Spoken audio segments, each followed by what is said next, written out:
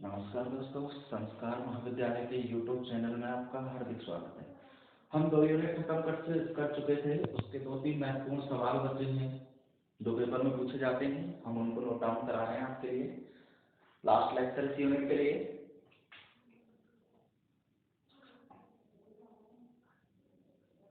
कल हमने पढ़ा था बेटा साइटोक्रोम और हेमरेज। क्या पढ़ा था बेटा? साइटोक्रोम और हेमरेज दोनों की स्ट्रक्चर बड़ी बहुत ही महत्वपूर्ण है मेटलिक ऑक्साइड में।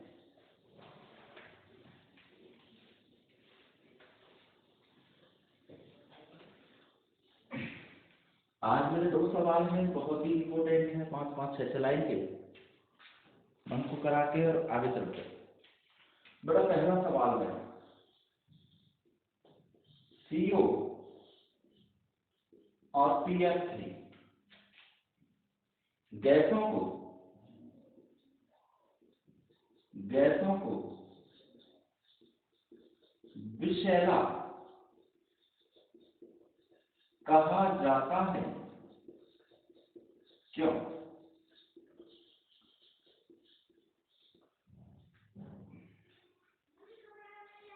CO और PF3 गैसों को विषैला कहा जाता है, क्यों?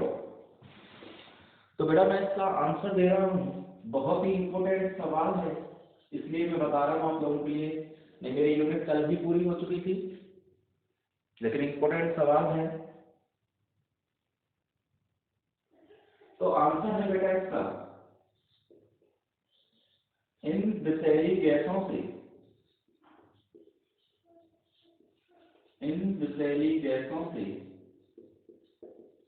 मनुष्य की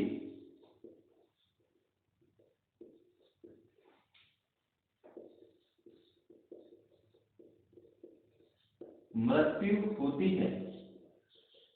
कार्बन मोनोऑक्साइड और PF3 से क्या होती है? मनुष्य की मृत्यु होती है। इसका कारण यह है कि इसका कारण क्या है? इन विषैली गैसों से मनुष्य क्या होती है? मृत्यु। इस बात का कारण क्या है कि ये गैस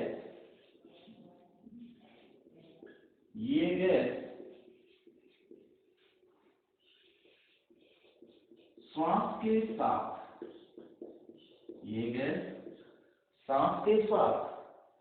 फेफड़ों में चली जाती है। यदि ये गैसें सांस के साथ फेफड़ों में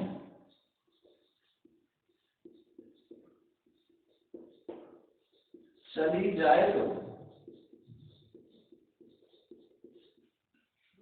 कि ये गैसें सांस के साथ फेफड़ों में चली जाएं तो ये हीमोग्लोबिन के साथ संयुक्त हो जाती हैं। इसके साथ कनेक्ट हो जाती हैं। ये हीमोग्लोबिन के साथ संयुक्त हो जाती हैं। ये हीमोग्लोबिन के साथ क्या हो जाती हैं? संयुक्त हो जाती हैं। इनका बंध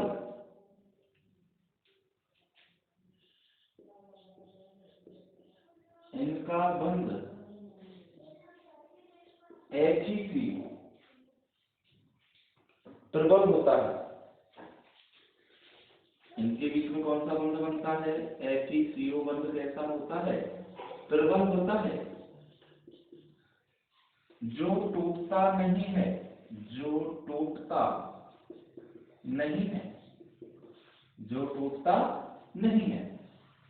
हीमोग्लोबिन के साथ संयुक्त हो जाएंगी तो इनमें HCl बंध जो बनेगा, स्ट्रॉन्ग बंध बनेगा, जो कभी टूटता नहीं है। उस स्थिति में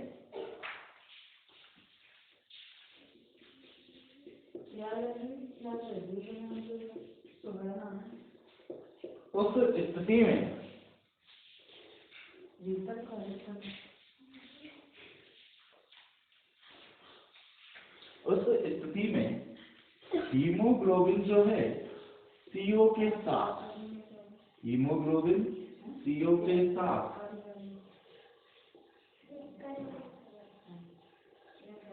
संयुक्त नहीं होता है। उस स्थिति में हीमोग्लोबिन जो होता है CO के साथ संयुक्त नहीं होता है। एवं HbCO की सांद्रता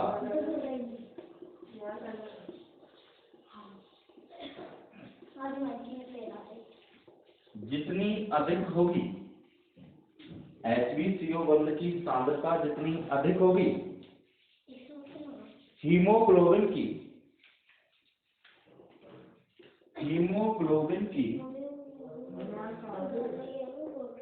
ऑक्सीजन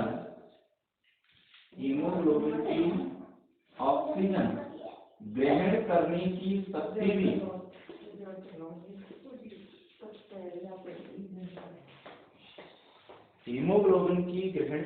शक्ति भी उतनी ही घटती है,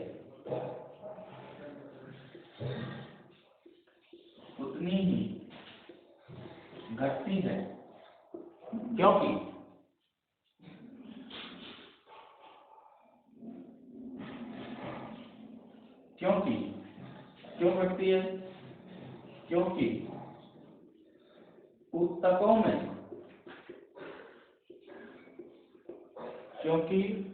में ऑक्सीजन अम्ल होने से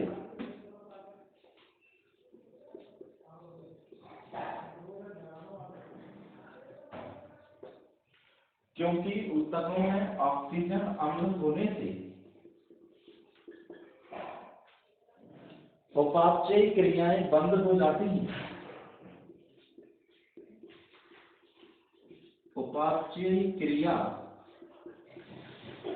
बंद हो जाती है।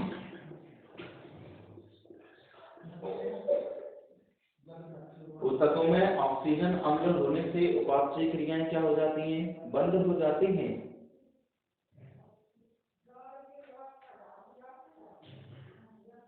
उपापचयी क्रिया कैसी हो जाती है? स्लो हो जाती है, मंद हो जाती है। ये क्रिया जीवन के लिए आवश्यक है। ये क्रिया जीवन के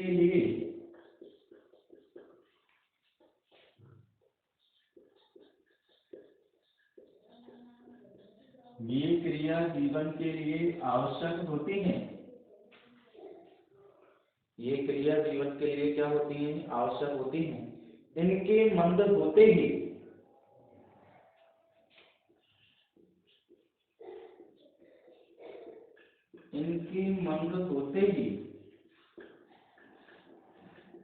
जीवन क्षीण होने लगता है। इनके मंद होते ही जीवन कैसा होने लगता है? क्षीण होने लगता है। मनुष्य की मृत्यु जिसके कारण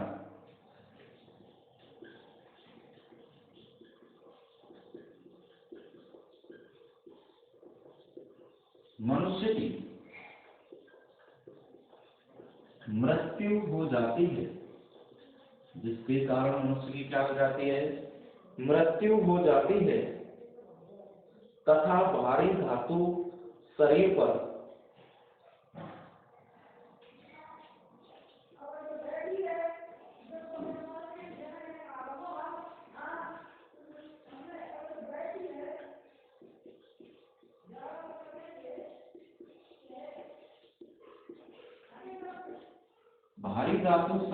विषैला प्रभाव डालती है।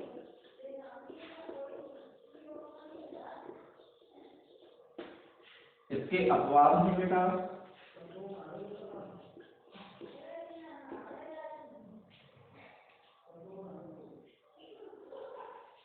ASO आर्सेनिक ऑक्साइड,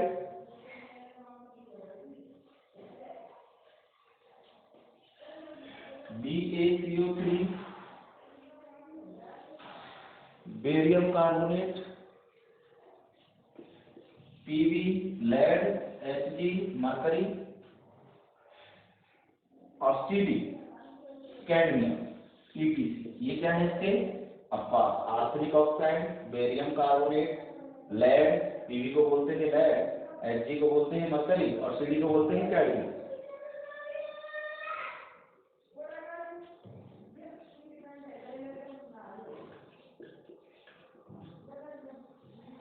ये धातु व यौगिक प्रोटॉन,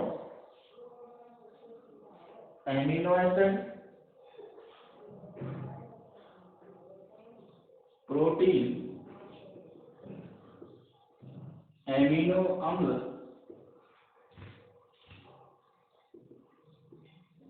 एंजाइम। ये धातु व यौगिक प्रोटीन, एमिनो अम्ल और एंजाइम के साथ संयोग कर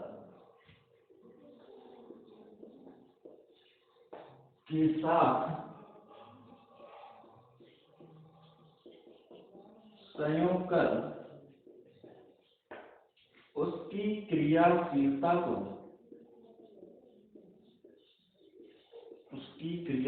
को नष्ट कर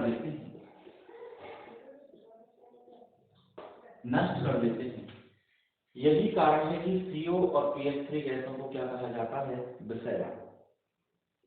बहुत ही इंपॉर्टेंट सवाल है। CO PH3 गैसों को विषैला कहा जाता है क्यों? ये जो विषैली गैस होती हैं इनसे मनुष्य की क्या होती है? मृत्यु होती है। कारण है इसका कि ये गैसें श्वास के साथ, जैसे ही हम श्वास लेंगे श्वास के साथ फेफड़ों में जाएंगी और फेफड़ों में जाके हीमोग्लोबिन के साथ क्या होंगी? जुड़ जाएंगी, हीमोग्लोबिन के साथ संयुक्त हो जाती हैं और इनका जो बंध बनता है वो HCO बंध बनता है।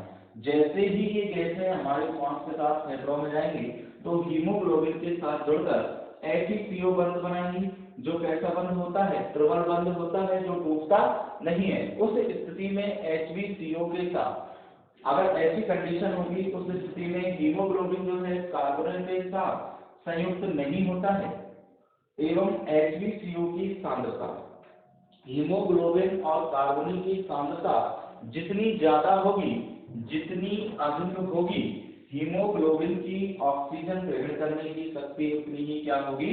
कम होगी। कहने का मतलब HbCO की हीमोग्लोबिन कार्बोनिल की जितनी ज्यादा सांद्रता होगी उसमें हीमोग्लोबिन की ऑक्सीजन, हीमोग्लोबिन जो होता है हीमोग्लोबिन की ऑक्सीजन ग्रहण करने की शक्ति उतनी ही क्या होगी? कम होगी। ऐसा क्यों होता है? ऐसा इसलिए होता है क्योंकि ऊतकों में ऑक्सीजन अम्ल होने से, ऊतकों के अंदर क्या पाया जाता है? टिश्यू सिस्टम के अंदर क्या पाया जाता है? ऑक्सीजन अम्ल होते हैं जो उपापचय क्रियाओं को कैसा कर देते हैं? स्लो कर देते हैं। ऐसा कैसे होता है? उस स्थिति में HbCO के साथ संयुक्त नहीं होता। क्यों नहीं होता? क्योंकि HbCO की सांद्रता जितनी अधिक होगी हीमोग्लोबिन की ऑक्सीजन ग्रहण करने की शक्ति भी उतनी ज्यादा क्या होगी? कम होगी। क्यों होगी? क्योंकि ऊतकों में ऑक्सीजन अम्ल होने से ऊतकों के अंदर क्या पाया जाता है? ऑक्सीजन पाया जाता है, जिसके कारण उपापचय क्रियाएं क्या हो जाती हैं? स्लो हो जाती हैं। और ये उपापचय क्रिया जो होती है जीवन के लिए क्या होती है? आवश्यक होती है। इनके मंद होते ही जीवन जो है क्षीण होने लगता है, जिसके कारण क्षीण होने लगेगा, डिस्प्लेस रहेगा, जिसके कारण मनुष्य की क्या हो जाएगी बेटा? मृत्यु हो जाएगी। तथा भारी धातु आयन जो होते हैं उनका शरीर पर कैसा प्रभाव पड़ता है? विषैला प्रभाव। भारी धातु आयन जो होगा उसका शरीर पर कैसा प्रभाव पड़ेगा? विषैला। जैसे अपवाद है उससे आर्सेनियम ऑक्साइड भारी धातु होती है, बेरियम कार्बोनेट भारी धातु होती है, लेड, मरकरी और कैडमियम। ये धातु जो होती हैं या इनके यौगिक, इनसे मिलकर जो यौगिक बने, ये धातु व इनके यौगिक प्रोटीन, एमिनो अम्ल और एंजाइम के साथ संयोग करके उनकी क्रियाशीलता को क्या कर देते हैं? नष्ट कर देते हैं। इसलिए CO और PH3 गैस क्या?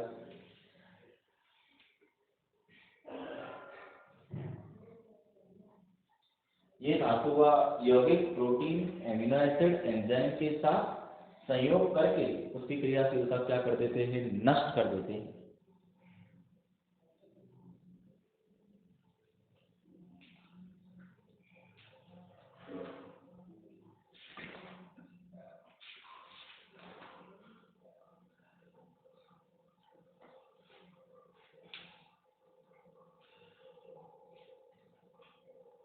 ठीक है।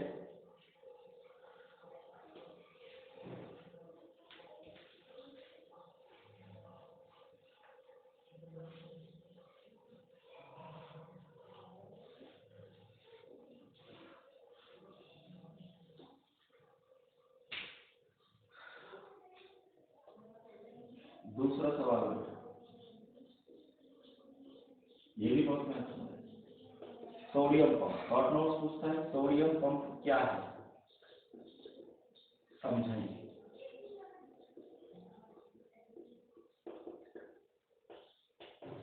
ये भी इंपॉर्टेंट सवाल है sodium pump. What is the sodium pump actually?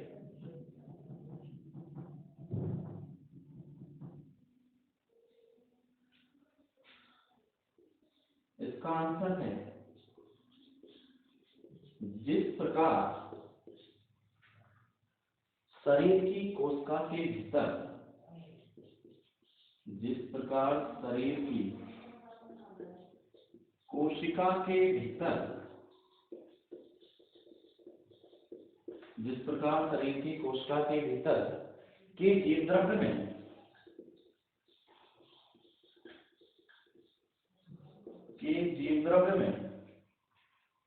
Potassium व मैग्नीशियम,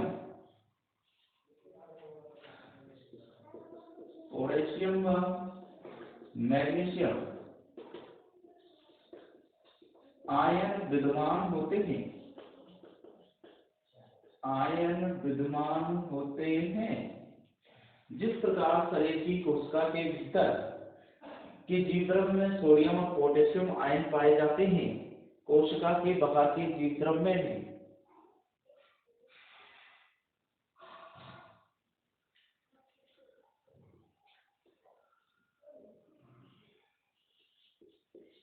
कोशिका के बाहर जीवद्रव्य में आयनिक संतुलन बनाने के लिए,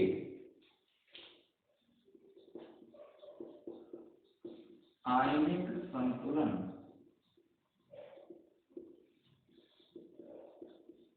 बनाने के लिए कोशिकाओं के बाहर जीवद्रव्य में आयनिक संतुलन बनाने के लिए कौन कौन से आयन पाए जाते हैं? सोडियम आयनों के साथ साथ, सोडियम आयनों के साथ साथ कैल्शियम आयन भी, कैल्शियम आयन भी पाए जाते हैं। अपन कह रहे हैं जिस प्रकार शरीर की कोशिका के भीतर, जिस प्रकार शरीर की कोशिका के भीतर जीवद्रव्य में कौन से आयन पाए जाते हैं? पोटेशियम और मैग्नीशियम। उसी प्रकार कोशिका के बाहर जीवद्रव्य में उस आयनिक संतुलन को बनाने के लिए, आयनिक संतुलन को बनाने के लिए कौन से आयन पाए जाते हैं? सोडियम आयन के साथ साथ कौन से आयन मौजूद रहते हैं? कैल्शियम आयन विद्यमान होते हैं। एवं सोडियम पंप की भांति ही, सोडियम पंप की भांति ही कैल्शियम पंप कार्य करता है, कैल्शियम पंप कार्य करता है। सोडियम पंप की भांति कैल्शियम पंप, जैसा सोडियम का पंप काम करेगा वैसे ही इसके अंदर कौन सा पंप काम करता है? कैल्शियम।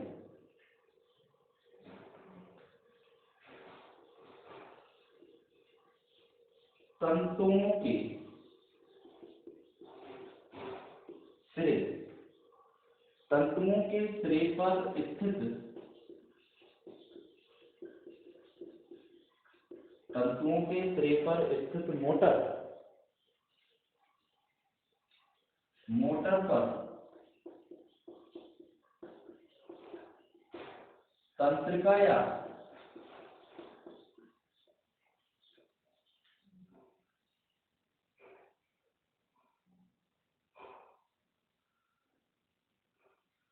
नसों के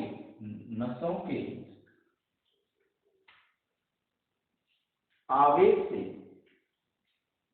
नसों के आवेश से, जो मसल्स होती है, नस होती है, तंत्रिका या नसों के आवेश से पेशी का संकुचन होता है, पेशी का संकुचन होता है, पेशी का क्या होता है, संकुचन होता है। पेशी संकुचन के परिणाम स्वरूप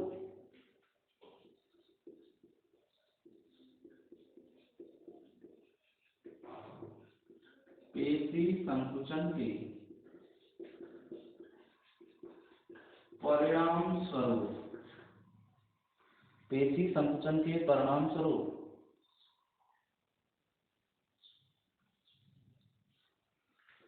पेशी संकुचन के परिणाम स्वरूप साइकोप्लाज्मिक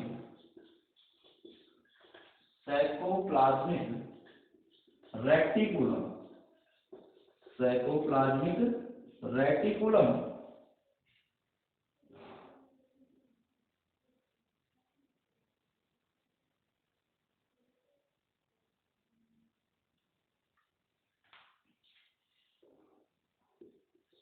एसआर से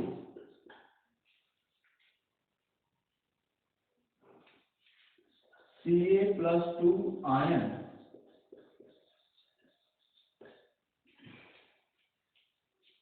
मुक्त होता है। पेशी संकुचन के परिणाम स्वरूप साइकोप्लाज्मिक रेटिकुलम एसआर से कैल्शियम आयन क्या होता है, मुक्त होता है। एसआर के मोचन में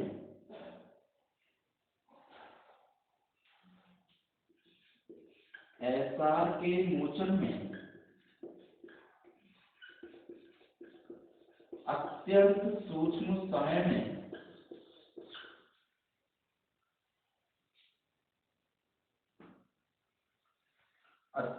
सूक्ष्म समय में कैल्शियम आयनों की सांद्रता 100 गुना बढ़ जाती है। एसआर के मोचन से अत्यंत सूक्ष्म समय में कैल्शियम की सांद्रता कितना बढ़ जाती है, 100 गुना बढ़ जाती है। संकुचन के बाद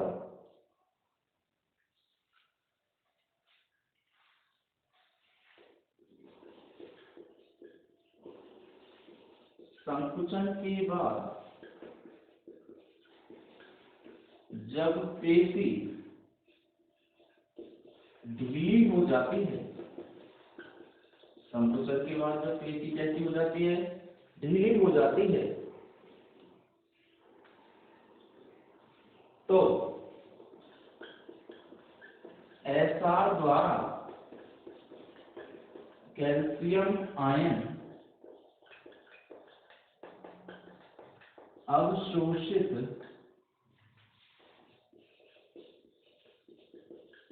कर लिए जाते हैं। संकुचन के बाद जब पेशी ढीली हो जाती है तो एसआर द्वारा कैल्शियम आयन अवशोषित कर लिए जाते हैं। कैल्शियम आयनों की सांद्रता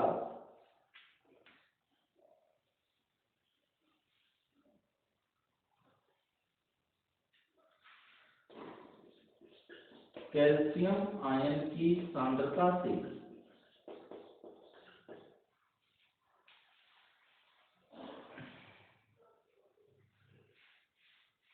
कैल्शियम आयन की सांद्रता संतुलन से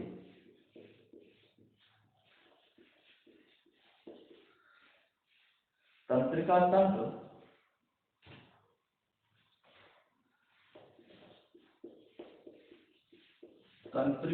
तंत्र व टिश्यू सिस्टम बोलते हैं इसको, दिल की धड़कन,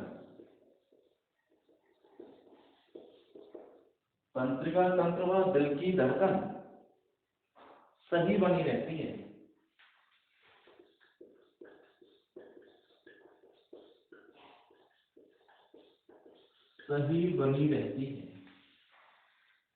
कैल्शियम आयन की सांद्रता संतुलन से तंत्रिका तंत्र व दिल की धड़कन कैसी बनी रहती है, सही।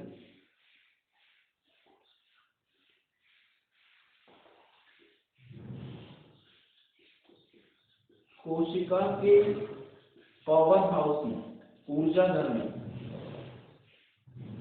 एटीपी में भी कैल्शियम आयन होते हैं। कोशिका के ऊर्जा घर जो पावर हाउस बोलते हैं कोशिकाओं के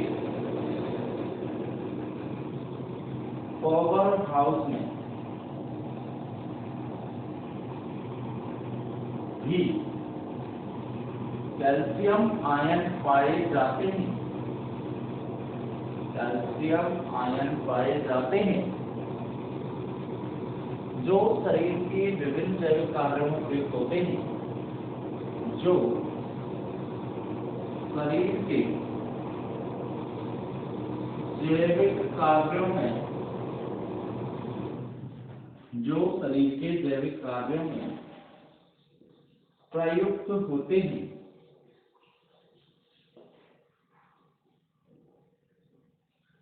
जिससे एटीपी से,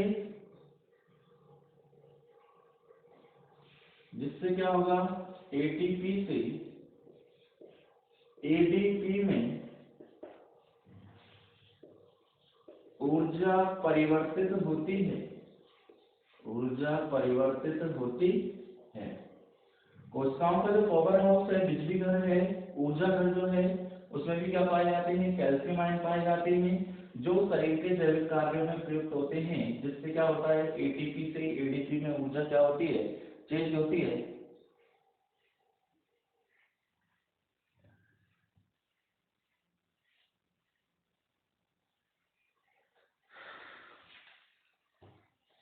इस प्रक्रम में काम आने वाले, इस प्रक्रम में काम आने वाले उत्प्रेरक को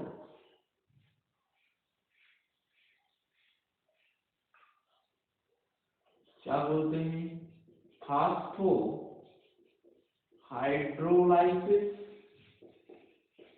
फास्फो हाइड्रोलाइसिस व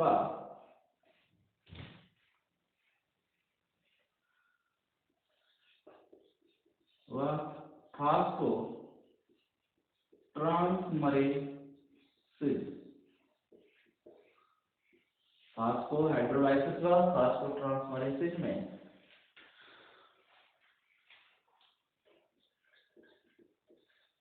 मैग्नीशियम आयन होते हैं, मैग्नीशियम आयन होते हैं एवं मैग्नीशियम व कैल्शियम पंप सुचारू होता है।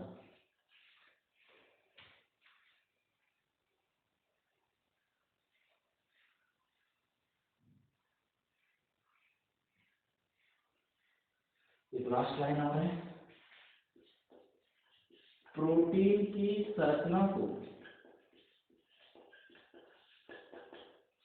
स्थायी बनाए रखने का काम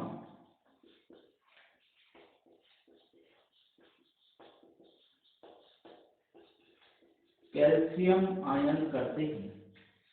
प्रोटीन की संरचना को स्थायी बनाए रखने का काम कौन से आयन करते हैं, कैल्शियम आयन। ये है आपका पूरा सोडियम पंप।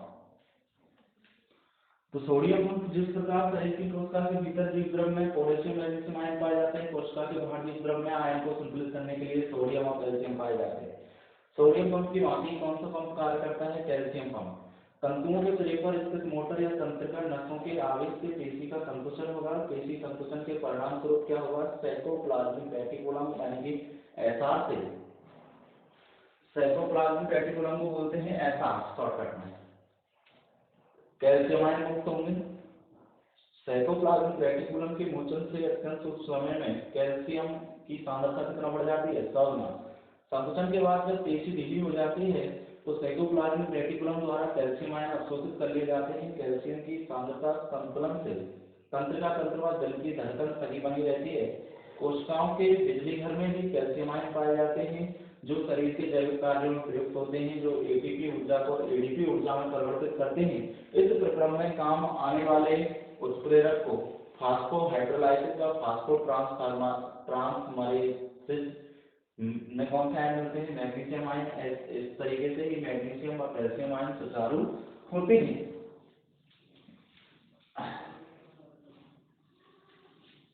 प्रोटीन की संरचना को स्थायी बनाए रखने का काम कौन से आयन करते हैं, कैल्शियम आयन। कौन से आयन करते हैं? Calcium ion.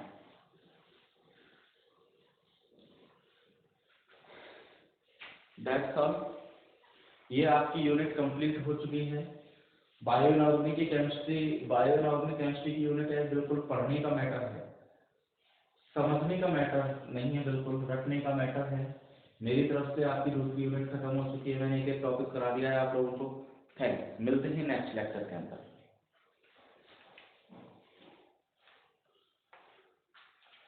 और इस यूनिट के जितने फेमस सवाल थे वो हमने बता दिए। पहला सवाल